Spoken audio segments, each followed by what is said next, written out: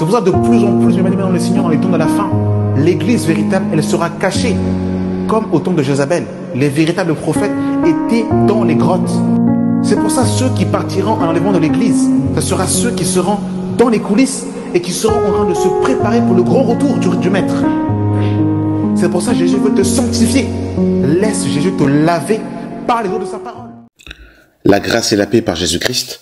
Aujourd'hui, nous voulons parler du livre de l'Apocalypse, faire un résumé, une étude de ce livre et essayer de comprendre la pensée, bien-aimés, dans le Seigneur.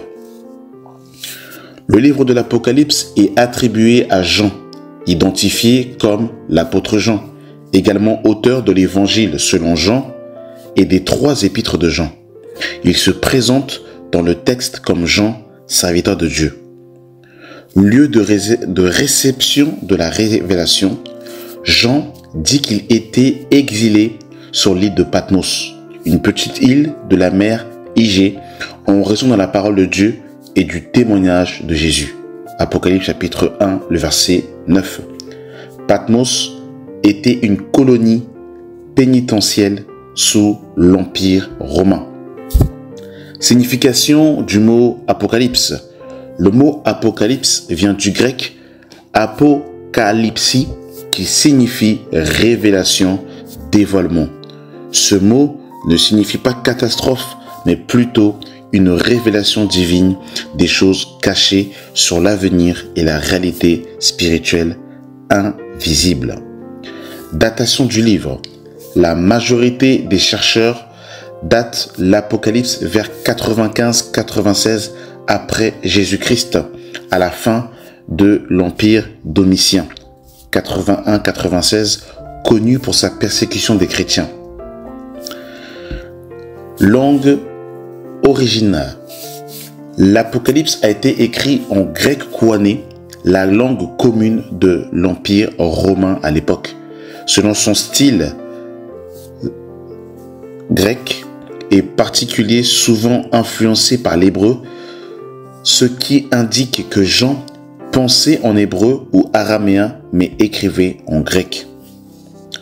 Structure du livre d'après Apocalypse chapitre 1, le verset 19.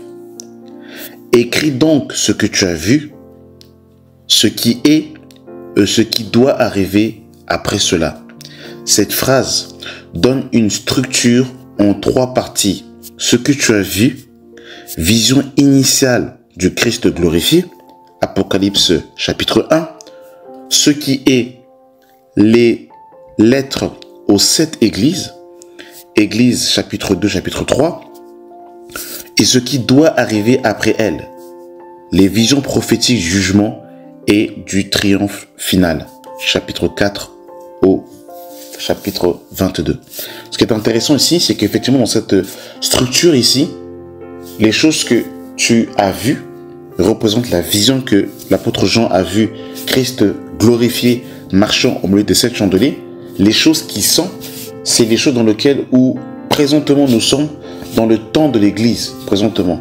Et les choses qui doivent advenir, ce sont les éléments qui arriveront après l'enlèvement de l'église. Ce qui est intéressant ici, c'est que quand nous lisons le livre de l'Apocalypse, vous pouvez voir que la mention du mot église apparaît dans le livre de Apocalypse chapitre 1, chapitre 2, chapitre 3, et par la suite, vous ne retrouvez plus la notion du mot église, vous le retrouvez simplement à la fin du chapitre de Apocalypse. Donc c'est intéressant, ça nous montre effectivement que présentement, nous sommes dans les choses qui sont, dans les temps de l'église, et prophétiquement, nous sommes au temps de l'église de Laodicée. Et par la suite, dans Apocalypse chapitre 4, on nous dit « Monte ici, je te montrerai les choses qui doivent arriver », qui est un peu l'image de l'enlèvement. Donc les événements qui se passent après Apocalypse chapitre 3 sont les choses qui doivent arriver. Et présentement, nous sommes dans les choses qui sont. Voilà, donc c'est juste une petite précision. Donc contexte historique à l'époque de Jean. Les chrétiens sont persécutés par l'Empire romain. Le culte impérial adorait l'empereur comme un dieu et imposé. Les églises d'Asie mineure, aujourd'hui Turquie, subissent des pressions internes, hérésie, compromis et externes, persécutions. Jean encourage les croyants à tenir ferme, à ne pas se compromettre, à leur montrer la victoire finale du Christ. Par la suite, effectivement, nous avons le livre de Apocalypse chapitre 4, Apocalypse chapitre 5, et nous voyons le chapitre 6. Et quand on arrive justement au chapitre 6, eh bien, on arrive à l'ouverture des 7 sceaux.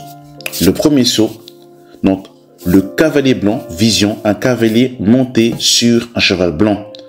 Attribut, il porte un arc et reçoit une couronne. Il part en vainqueur pour vaincre. Interprétation, donc, il y a beaucoup effectivement de débats sur sa personne, hein. Donc très débattu. Certains y voient une personnification de la conquête, une figure de l'antéchrist, ou encore à la fausse paix précédant les jugements. Et il faut savoir effectivement que il y a un événement qui va se passer, c'est que Paul nous révèle dans le livre de 1 Thessaloniciens chapitre 5 que lorsque les hommes diront paix et sûreté, alors une ruine soudaine les surprendra. Dans le livre de 2 Thessaloniciens chapitre 2, on nous parle effectivement de la construction d'un temple où justement l'antéchrist se présentera comme étant lui-même Dieu dans ce temple-là. Et effectivement, il va séduire les hommes. Et présentement, les Juifs également, eh bien, attendent leur Messie. Ils attendent le libérateur. Et malheureusement, quand l'antéchrist viendra, il se fera passer pour le Christ. Jésus-Christ pourrait dire dans Jean chapitre 5, « Je suis venu au nom de mon Père, vous ne me recevez pas. Si un autre vient en son propre nom, vous le recevrez. » Effectivement, l'antéchrist viendra en son propre nom et les Juifs le recevront.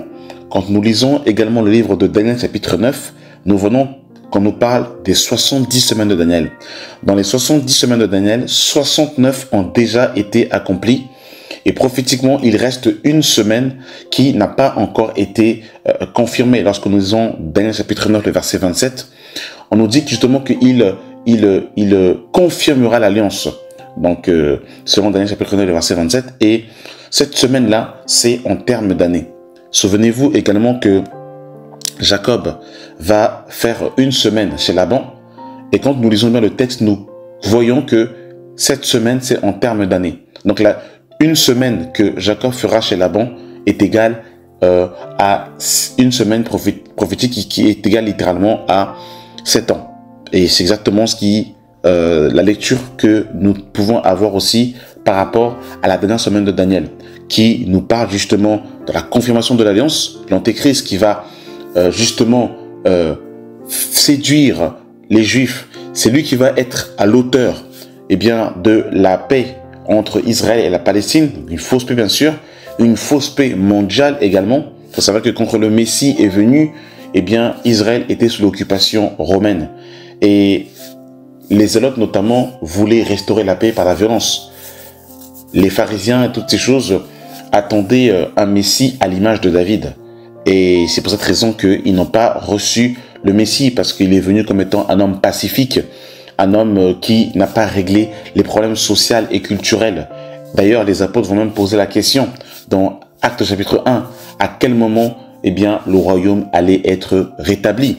Donc ils attendaient effectivement la restauration de Jérusalem physique. Jean le Baptiste lui-même, qui est la voix de celui qui crie dans le désert pour préparer le chemin du Seigneur, à un moment donné lui-même, en étant en prison, va envoyer ses disciples en posant la question, est-ce que c'est lui ou est-ce que c'est quelqu'un d'autre que nous devons attendre? Parce que beaucoup pensaient que le Messie allait venir dans un point de vue libération physique. Or, il est d'abord venu dans sa première mission en tant qu'agneau pour donner sa vie pour l'humanité, et il reviendra en tant que lion de la tribu de Juda pour restaurer la nation d'Israël, restaurer le monde, établir la paix pendant 1000 ans. Et effectivement, cet antéchrist, quand il viendra, il se présentera en préambule comme étant un homme de paix. Comme étant un homme de qui représente, qui qui est un semblant d'image par rapport au Messie. Rappelez-vous que dans Apocalypse chapitre 19, Christ vient également sur un cheval blanc. Mais la Bible nous donne un élément différent, c'est que Christ, on nous parle que l'épée sort de sa bouche, alors que là, eh bien, il porte un arc. Et cet arc aussi, eh bien, nous fait penser également à Nimrod, qui était un chassant vailleur devant l'Éternel, et Nimrod qui est à l'origine de la tour de Babel, qui est aussi une image, une figure de l'Antéchrist. Donc voilà, mes bien-aimés dans le Seigneur, hein, il part entre guillemets comme instaurer une fausse paix. Donc il vient à ce que ce un cheval blanc avec une couronne et avec un arc. Effectivement, Jésus-Christ de Nazareth n'est pas présenté comme étant celui qui a un arc, mais c'est bel et bien une figure de l'Antéchrist. Le cavalier rouge, hein, donc vision, un cavalier sur un cheval rouge feu. Donc il porte une grande épée et regardez bien, mission, il ôte la paix de la terre, provoque la guerre et les conflits. Donc il faut savoir que bien évidemment, depuis le commencement, il y a toujours eu, je dirais, depuis la chute de l'homme, hein, il y a toujours eu des moments de dépression, des moments de tribulation. La tribulation a toujours existé depuis même la mort du premier juste Abel. La tribulation a toujours existé. Les apôtres eux-mêmes diront que c'est par beaucoup de tribulations qu'il nous faut entrer dans le royaume des cieux. Mais il n'y a jamais eu de tribulation mondiale à l'instant T. Et c'est ce que le Seigneur Jésus-Christ nous dira dans Matthieu chapitre 24. Il dira que si ces jours n'étaient abrégés, personne ne serait sauvé. Et quand il parle justement des temps apocalyptiques, il dira que le monde n'a jamais connu une persécution précédente. Et Apocalypse chapitre 12 également nous parle aussi de temps calamiteux que le monde n'a jamais connu en préambule. Le troisième sceau, c'est le cavalier noir. Un cavalier sur un cheval noir. Attribut, il tient une balance dans sa main. Donc, c'est message entendu, une mesure de blé pour un denier, et 3 mesures d'orge pour un denier. Mais ne touche pas à l'huile ni au vin. L'interprétation représente la famine et la précarité économique probable causée par des conflits précédents. Alors il faut savoir bien évidemment que toutes ces choses-là, par rapport au sceau, ce sont des choses qui ont déjà eu lieu et en vérité, ce qui va se passer dans le livre de l'Apocalypse, comme Ecclésiaste pourra nous dire, il n'y a rien de nouveau sous le soleil, ce qui a été, c'est ce qui sera. Sauf que là, ça sera dans un sens mondial, ça va être mondialisé, ça va se faire sur l'humanité tout entière. Des famines, il y en a eu, des guerres, il y en a eu, il y a déjà eu ces choses-là. Sauf que là, à l'ouverture des sceaux, c'est quelque chose qui va se faire mondialement. Voilà. Donc le quatrième sceau, donc c'est le cavalier pâle. Donc c'est un cavalier sur un cheval pâle du nom de la mort, accompagné par le séjour des morts. Mission, tuer le quart de la terre par l'épée, la famine, la peste et des bêtes féroces. Interprétation, représente la mort sous toutes ses formes, violence, maladie, famine. Cinquième sceau, les âmes des martyrs. Vision sous l'autel des âmes de ceux qui ont été tués pour leur foi. Ils crient, jusqu'à quand, Seigneur, ne jureras-tu pas? Réponse, ils doivent attendre encore un peu jusqu'à ce que le nombre de leurs compagnons martyrs soit complet. Interprétation, montre le point de vue céleste sur les persécutions. Dieu n'a pas oublié ses martyrs. Sixième sceau, catastrophe. Grand tremblement de terre, obscurité du soleil, lune, rouge sang, étoiles tombant du ciel, ciel déchiré, montagne déplacée. Réaction humaine, panique générale, les rois et les puissants recherchent à se cacher de la colère de l'agneau. Interprétation annonce le jugement imminent de Dieu. Le septième sceau, silence et préparation. Ouverture, silence dans le ciel pendant une demi-heure. Suite de l'apparition des 7 anges avant les 7 trompettes. Interprétation, moment solennel de préparation avant la prochaine série de jugement. Waouh! Donc là, effectivement, on est en plein cœur, effectivement, nous sommes dans la colère de l'agneau, bien aimé dans le Seigneur, et la colère de l'agneau va s'abattre sur la terre. Et la Bible nous dit dans le livre de Romains, chapitre 5, le verset 9, 1 Thessaloniciens, chapitre 5, le verset 9 à 10, et 1 Thessaloniciens, chapitre 5, le verset 9, que nous ne sommes pas destinés à la colère à venir. Gloire au Seigneur. Donc nous sommes dans la première trompette, et la première trompette, c'est la grêle et le feu mêlés de sang tombant sur la terre. Résultat, un tiers de la terre des arbres est touché, l'herbe verte sont brûlées. Deuxième trompette, qui, chapitre 8, verset 8 à 9, une grande montagne embrasée est jetée dans la mer. Résultat, un tiers de la mer devient du sang, un tiers des créatures marins meurent et un tiers des navires est détruit. La troisième trompette, au chapitre 8, le verset 10 à 11, une grande étoile ardente appelée Absinthe tombe sur le fleuve. Résultat, un tiers des eaux devient amer. Beaucoup de gens meurent à cause de l'eau empoisonnée. Quatrième trompette, le verset 12 du chapitre 8, un tiers du soleil et de la lune et des étoiles est frappé. Un tiers du jour et de la lune sont obscurcis. Alors, c'est terrible, c'est vraiment terrible, bien aimé dans le Seigneur. Et pendant ce temps, effectivement, de la quatrième trompette, eh bien, il y a une interpellation dans le ciel qui dit « Malheur, malheur, malheur à ceux qui habitent la terre, les 3 derniers jugements seront pires. » À la cinquième trompette, qui est le premier malheur, une étoile tombe du ciel et c'est l'ouverture de l'abîme. Des sauterelles démoniaques en sorte torturent les humains, mais pas les scellés de Dieu. Parce qu'il faut savoir effectivement que pendant la grande tribulation, quand on lit le livre de Apocalypse chapitre 7, il y aura les 144 000 qui seront marqués du sceau de Dieu, qui seront les prémices du réveil des Juifs en Israël, qui effectivement seront présents lors de la grande tribulation. Il y aura aussi un réveil des personnes des nations qui se convertiront pendant la grande tribulation. Certaines personnes n'accepteront pas la marque de la bête et accepteront le Seigneur pendant la grande tribulation. Voilà, leur roi est Abaddon en hébreu, Apollyon en grec, l'ange de l'abîme. La sixième trompette, donc chapitre 9, le verset 13 à 21, un quatrième ange lié au fleuve l'Euphrate seront, non, les quatre anges liés au fleuve l'Euphrate seront relâchés. Il amène une armée de 200 millions de cavaliers qui tuent un tiers de l'humanité. Malgré cela, les survivants ne se repentent pas de leurs péchés. La septième trompette, donc c'est au chapitre 11, versets 15 à 19, et là c'est le troisième malheur.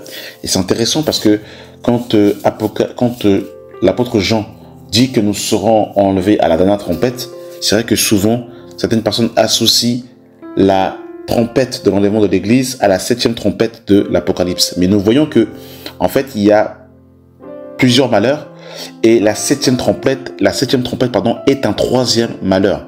Donc, l'enlèvement de l'Église n'est pas un malheur, mais un joyeux événement, selon 1 Thessaloniciens chapitre 5. Donc, on voit ici effectivement que, eh bien, cette trompette-là, sa septième trompette de l'Apocalypse ne peut pas être associée à la trompette, effectivement, de 1 Thessaloniciens chapitre 4, où on nous dit que nous serons enlevés à la dernière trompette. Parce que là, effectivement, c'est un malheur. Donc voilà, on nous dit que des voix proclament que Dieu règne pour toujours.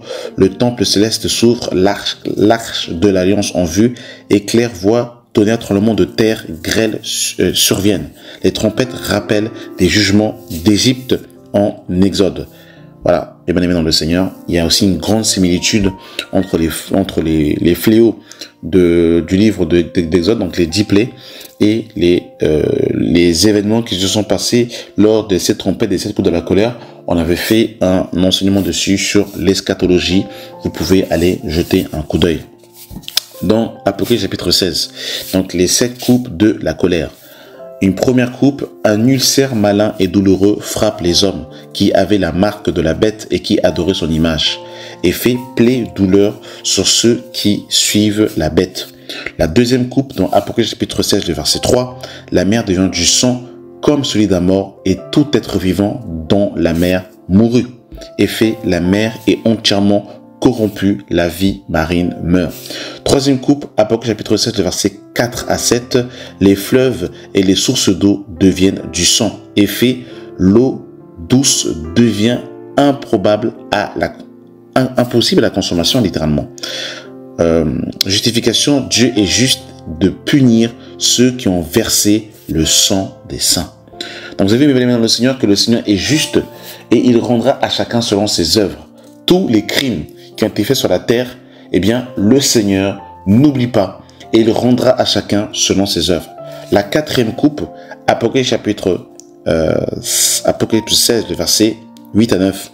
Le soleil fut donné pour brûler les hommes par le feu, et fait chaleur accablante brûler, mais les hommes blasphèment au lieu de se repentir. Le cinquième sceau. Donc, on voit aussi que la non-repentance, c'est aussi le signe de l'endurcissement de cœur, c'est aussi le signe qui est limite semblable en fait au blasphème contre le Saint-Esprit au point de non-retour où quelqu'un ne peut pas se repentir. Cinquième coupe. Le royaume de la bête devient ténébreux. Donc c'est Apocalypse chapitre 16, verset 10 à 11. Les hommes se mordèrent la langue de douleur et fait obscurité surnaturelle, souffrance mentale et physique, réaction. Toujours pas de repentance, seulement des blasphèmes. La sixième coupe, le grand fleuve l'Euphrate fut asséché pour préparer la voie des rois de l'Orient. Et fait préparation de la bataille finale. Armageddon. Intervention, 3 esprits impurs en forme de grenouille incitent les rois du monde à se rassembler pour la guerre contre Dieu. Donc c'est la guerre d'Armageddon, la grande bataille qui y aura lieu selon Apocalypse chapitre 19 et qui représentera aussi Zacharie chapitre 14.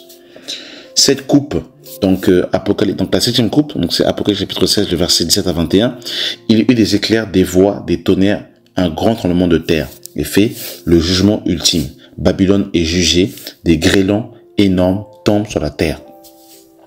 Bien évidemment, pendant aussi la grande tribulation, il y aura l'émergence de la bête que l'on peut voir en référence dans le chapitre 13 et le chapitre 17.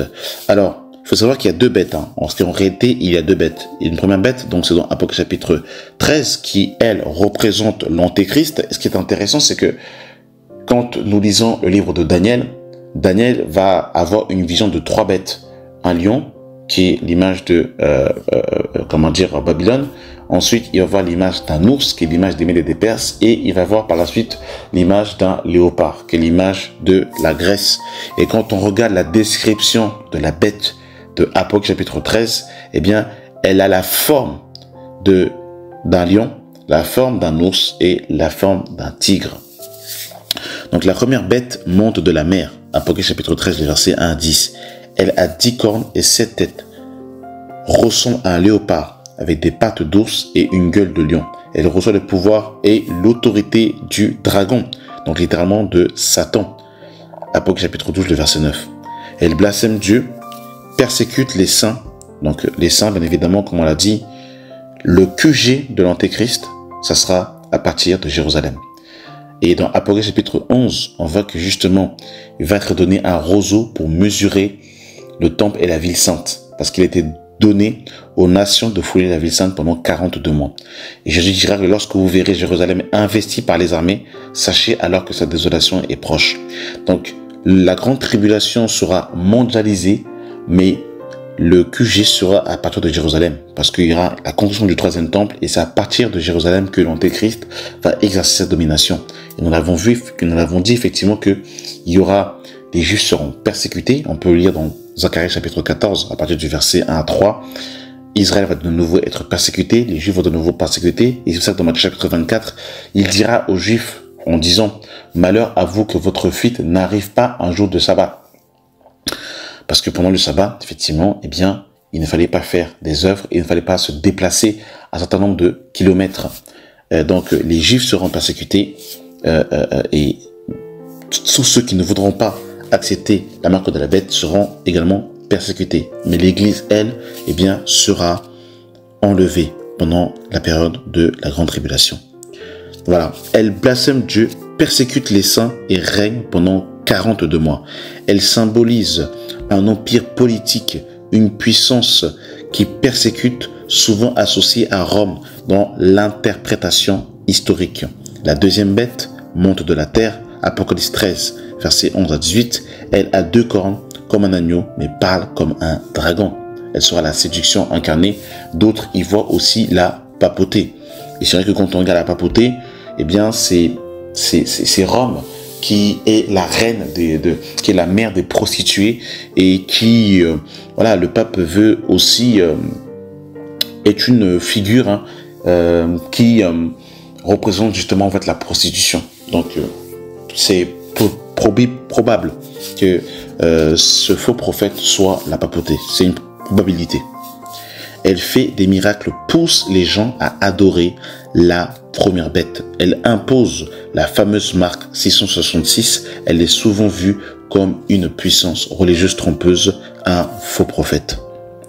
Donc voilà, donc la signification, donc les 2 bêtes représentent un système de pouvoir politique religieux opposé à Dieu, usant de séduction, de violence et de contrôle total, culture, économie, etc. pour asservir les hommes. La marque de la bête symbolise une allégeance volontaire au système du mal. Il faut savoir aussi que le chiffre 6 est un chiffre particulier. Pourquoi? Parce que l'homme a été créé le 6e jour et certains animaux aussi ont été créés le 6e jour. Il y a une analogie entre l'homme et l'animal. Quand on nous parle de l'homme animal, en fait l'animal, en préambule, l'animal, c'est un reflet, c'est une image aussi de l'état de l'homme qui est sans Dieu. Et vous remarquerez que Paul va faire une distinction entre l'homme spirituel et l'homme animal. Et l'homme animal va manifester des fruits qui sont des œuvres de la chair, qui sont associés aussi aux animaux. Et c'est pour cette raison aussi que la Bible va nous parler des animaux purs et des animaux impurs. Les animaux purs sont la Bible, ce sont des animaux qui ont les pieds fondus et qui ruminent. L'aspect qu'ils ont les pieds fondus, c'est cette scission dans le sabot, qui est l'image justement du choix entre le bien et le mal, donc du discernement de la marche. Et l'aspect de ruminer, c'est l'aspect effectivement de discerner la parole du Seigneur. En fait, c'est ça en fait l'image des animaux purs et des animaux impurs. Au-delà de l'aspect de ne pas manger certains animaux, il y avait un message que le Seigneur voulait montrer à l'homme, que l'homme effectivement devait être un animal pur, donc il devait choisir et avoir le discernement entre la voie du bien et la voie du mal, et il devait ruminer la parole, donc l'entendre et de faire un avec la parole, justement, qui est différent des animaux impurs. Donc, et le chiffre 6, le triple 6 aussi marque aussi la triple rébellion de l'homme à l'égard du Seigneur. Donc voilà. Donc on nous parle aussi par la suite, bien-aimés dans le Seigneur, de Babylone la Grande, hein, qui a ses références dans le chapitre 10, dans le chapitre 18, et qui est décrit aussi comme une femme prostituée assise sur une bête écarlate. Et ce qui est intéressant, c'est que quand vous regardez la description de l'Europe, qui se traduit aussi par Europa, vous verrez une femme qui est assise sur une bête. Donc voilà, donc Babylone la Grande, la mère des prostituées et des abominations de la terre. Elle est ivre du sang des saints et des témoins de Jésus. Elle est associée à une ville puissante. Apocalypse 17, le verset 18, riche, décadence, corrompue, qui domine sur les rois de la terre. Elle tombe en une seule heure. Apocalypse 18, dans un jugement soudain et total. Babylone représente un système mondial corrompue, économique, religieuse et politique. Elle incarne la séduction du luxe, la persécution des croyants et l'idolâtrie du système. Donc, elle est souvent vue comme une image de Rome, mais symboliquement, elle désigne tout système mondial opposé à Dieu. Donc, voilà, mes bien-aimés dans le Seigneur, pour faire un résumé, dans le chapitre 1, Jean reçoit la révélation, vision du Christ glorifié au milieu des situations de Dieu. Donc là on fait un résumé bien évidemment de chapitre par chapitre. Le chapitre 2 et le chapitre 3, donc c'est une lettre écrite aux 7 églises: Éphèse, Smyrne, Pergame, Thyatire, Sardes, Philadelphie, Laodicée. Donc chaque lettre contient des encouragements, des reproches et des promesses. Chapitre 4, Jean est transporté au ciel, vision du trône de Dieu, entouré des 24 vierges et des 4 êtres vivants. Le chapitre 5, la lettre, donc le livre qui est scellé des 7 sceaux, donc Christ ouvre le livre donc au chapitre 5, et bien en fait, Christ prend le livre de la main droite de celui qui est assis sur le trône. Mais ce qui est intéressant, c'est que l'agneau lui-même est assis au milieu du trône. Donc c'est un symbole fort, et ça nous révèle ici que c'est le Seigneur lui-même, donc c'est Dieu qui devient homme pour sauver l'humanité. Donc au chapitre 6, au chapitre 7, il y a l'ouverture des 7 sceaux. Le chapitre 8 et le chapitre 9, c'est donc les 7 sceaux sont introduits des 7 trompettes. Chaque trompette apporte un fléau. Le chapitre 12 au chapitre 14, il y a le conflit céleste. On voit la femme, le dragon, la femme qui représente Israël et le dragon qui représente le diable qui va pourchasser Israël justement pendant 1260 jours, donc pendant 3 ans et 6 mois. Le chapitre 15, chapitre 16, on voit les 7 coupes de la colère de Dieu. Le chapitre 17 et chapitre 18, on voit la chute de Babylone la Grande. Le chapitre 19, c'est le retour triomphal de Christ sur un cheval blanc qui vient avec tous ses saints avec lui. Zacharie 14 nous confirme aussi que Christ vient avec tous ses saints aussi. Au chapitre 20, eh bien, on voit le règne du millénium, donc Christ qui règne sur la terre pendant 1000 ans. Et le chapitre 21 au chapitre 22, bien évidemment, dans le chapitre 20, il y a aussi le jugement final aussi, avec le jugement final où le diable est jeté dans les temps de feu. Christ s'assoit sur le grand trône blanc et il juge l'humanité tout entière. Le chapitre 21, chapitre 22, eh bien, nous voyons la Nouvelle Jérusalem qui descend du ciel. Donc, nouveau ciel, nouvelle terre. Dieu habite avec les hommes sur la terre. Donc, voilà un peu, mes bien-aimés dans le Seigneur, en résumé du livre de l'Apocalypse. Donc, c'est un livre qui est tout simplement la continuité du livre de Daniel. Daniel va recevoir des révélations concernant les temps de la fin, et l'ange va lui dire de sceller que, eh bien, au temps voulu, eh bien, ce livre justement, eh bien, serait décodé, que la connaissance augmenterait et que ce livre serait décodé. Donc, vous avez vu qu'il y a aussi, quand on reçoit des choses du Seigneur aussi, il ne faut pas aussi être prompt aussi à beaucoup des fois parler. Des fois, il faut savoir aussi garder les choses que le Seigneur nous donne et le donner au temps convenable. Et le livre de l'Apocalypse est tout simplement le dévoilement, eh bien, du livre de Daniel. C'est la continuité du livre de Daniel avec beaucoup plus de révélations parce qu'effectivement, le Messie avait été révélé. Voilà, mes bien-aimés dans le Seigneur, un résumé du livre de l'Apocalypse. Si le Seigneur le permet, eh bien, nous parlerons aussi des 7 églises de l'Apocalypse. On fera aussi une étude de ces livres-là. Voilà, mes bien-aimés dans le Seigneur. Merci d'avoir pris le temps d'écouter cet audio et que la paix de Christ soit votre partage. Amen.